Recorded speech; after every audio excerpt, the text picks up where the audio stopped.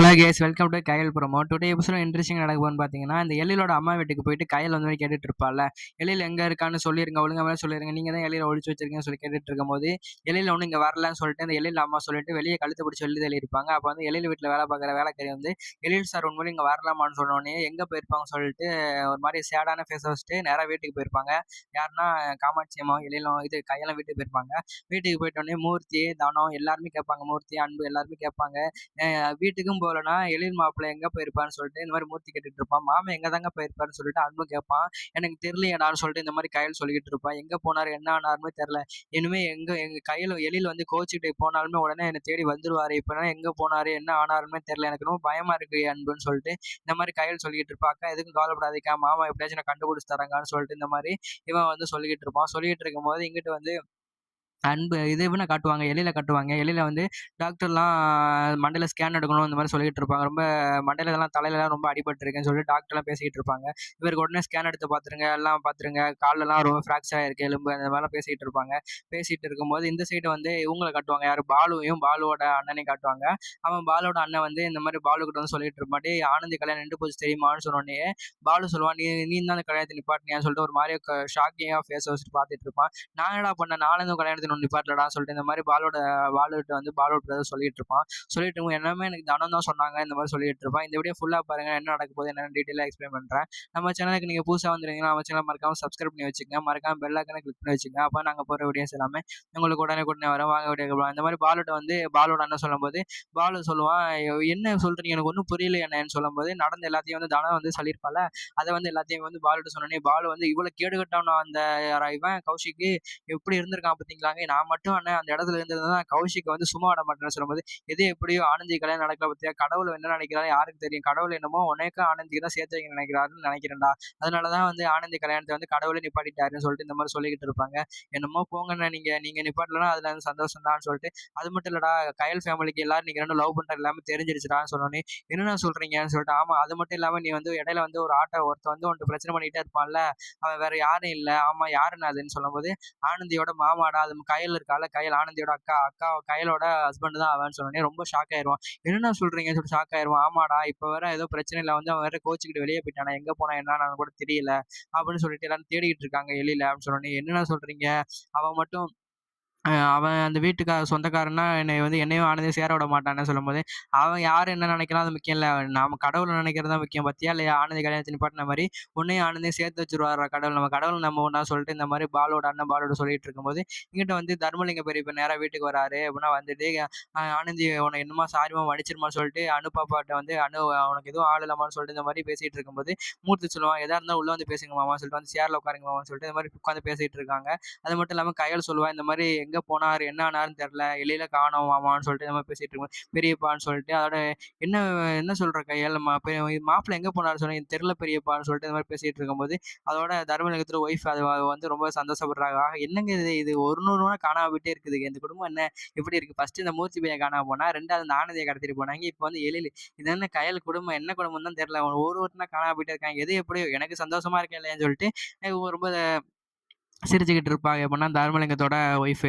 அப்புறம் வந்து இங்கிட்டு வந்து தர்மலிங்கம் அவர் கேட்பாரு. இப்ப தர்மலிங்கம் பெரியப்பா கேட்பாரு, எழில் எங்க போனாரு என்னன்னா ஏதாச்சும் உனக்கு தெரியுமாமான்னு கேட்கும்போது, தெரியலையேன்னு சொல்லுவோம். எப்போதும் கோவப்பட்டா அவர் எங்க போயிருப்பாரு உனக்கு தெரியுமான்னு கேட்கும்போது, ஆமா அவர் கோவப்பட்டா நம்ம பக்கத்துல இருக்கிற பார்க்ல போய் உட்காந்துருப்பாரு. ஏற்கனவே ஒரு தடவை அப்படிதான் சண்டை போட்டு போய் பார்க்ல தான் உட்காந்துருந்தாரு.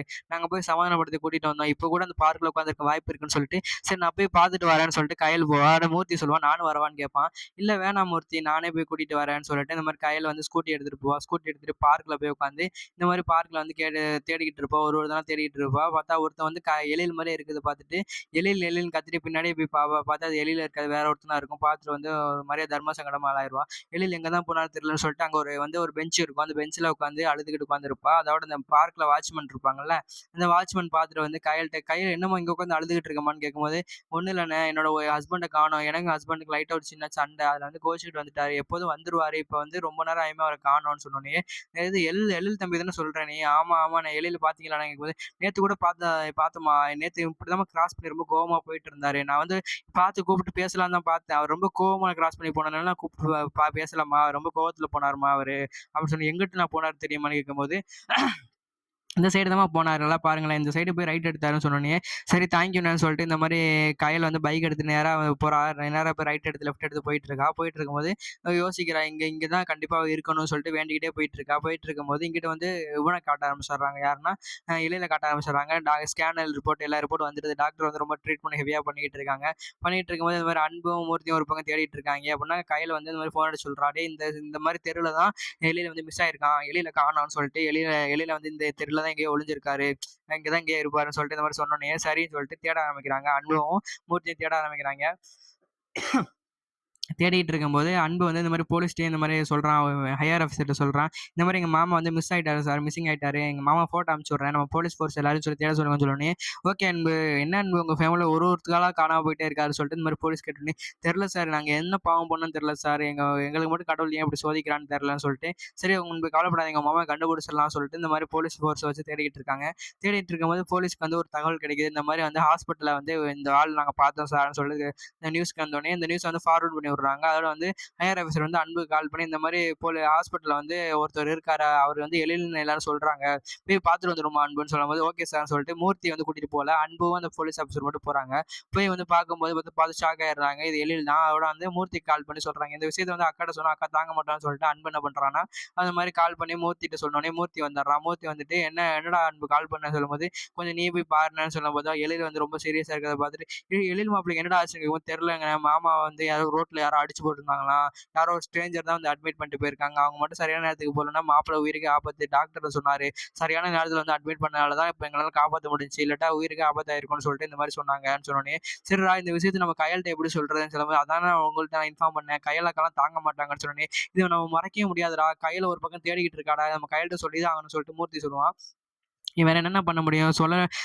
சொன்னாலுமே நம்ம கையல் அக்கா வந்து ரொம்ப பயந்து ஆரம்பிச்சுருவாங்க. என்னண்ணா பண்றதுன்னு சொல்லி கேட்டுட்டு இருக்கும்போது, வேற வழி இல்ல. கையலுக்கு கால் பண்ணி சொல்லுவோம்னு சொல்லிட்டு, மூர்த்தி வந்து கையலுக்கு கால் பண்ணி நியூஸ சொல்லாம இந்த மாரி ஹாஸ்பிட்டலுக்கு மட்டும் வான்னு சொன்னோனே, எதுக்கு மூர்த்தின்னு சொல்லி கேட்கும்போது, எதுக்கெல்லாம் காரணம் கேட்காத இந்த ஹாஸ்பிட்டலுக்கு வான்னு சொன்னோனே, இங்க எழிலுக்கு எதுவும் ஆகல. எழில் மாப்பிளைக்கு எதுவும் ஆகல. நீ வான்னு சொல்லிட்டு இந்த மாரி மூர்த்தி சொன்னோனயே, இங்க பாருடா நான் கால் பண்ணோனே எழிலுக்கு ஏதாச்சும் ஆயிடுச்சான்னு பார்த்தா பயப்படுறாடா. இப்ப நான் என்னடா பண்றதுன்னு சொன்னேன். வந்து பார்த்து எழில் இந்த நிலைமையில இருக்கிறத பார்த்தானா என்ன பண்ணுவான்னு எனக்கே தெரியலடான்னு சொல்லிட்டு, மூர்த்தி வந்து அழுதுகிட்டு இருக்கான். அதோட கயல் வந்துட்டு என்னாச்சு? எதுக்குடா இந்த ஹாஸ்பிட்டல் வர சொன்னான்னு சொல்லி கேட்கும்போது, கொஞ்சம் போய் பாருன்னு சொன்னோனே, போய் எலியில பார்த்துட்டு வந்து கயல் ரொம்ப அழுக ஆரம்பிச்சிடுறா. ஐயோன்னு சொல்லி கத்த ஆரம்பிச்சிடுறா. கத்தி உட்காந்து ஒப்பாரி வைக்கிறா. ஒப்பாரி வைக்கிறத பார்த்துட்டு கையல்ன்னு சொல்லி சமாதானப்படுத்திட்டு இருக்காங்க. எழிலுக்கு என்னாச்சு சொல்லும்போது, அன்பு இந்த மாரி சொல்றான். அக்கா அழுவாத அக்கா ரிலாக்ஸா கேளுக்கான்னு சொல்லிட்டு, இந்த மாரி யாரோ ஒருத்தவங்க தான் வந்து அட்மிட் பண்ணியிருக்காங்க. அப்படின்னா ரோட்டோரமா அடிபட்டு கிடந்தாராம் சொல்லும்போது, யார் அடிச்சிருப்பான்னு தெரியல. நாங்க விசாரிச்சுக்கிட்டு இருக்கோங்க. விசாரிச்சு கரெக்ட்டா சொல்றேங்கான்னு சொல்லிட்டு இந்த மாரி அன்பு சொன்னோனே, அன்பு சும்மா விடக்கூடாதுடா. எழிலு யார் இப்படி பண்ணாலும் அவங்களுக்கு பழி வாங்கி அவங்கள வந்து தண்டனை வாங்கியே குடுக்கணும். எழில் யாரும் வம்பு தும்புக்கு போமாட்டாரு. எதுக்கு எழில அடிச்சாங்கன்னு சொல்லிட்டு இந்த மாரி கேட்டுட்டு இருக்கா. அதோட இந்த எபிசோட் முடிச்சிடுறாங்க. இந்த வீடியோ புடிச்சிருந்தா லைக் பண்ணுங்க, கமெண்ட் பண்ணுங்க, மறக்காம நம்ம சேனல் சப்ஸ்கிரைப் பண்ணி வச்சுக்கங்க. இந்த மாரி நெக்ஸ்ட் வீடியோல பார்க்கலாம். டாடா பை பை. see you.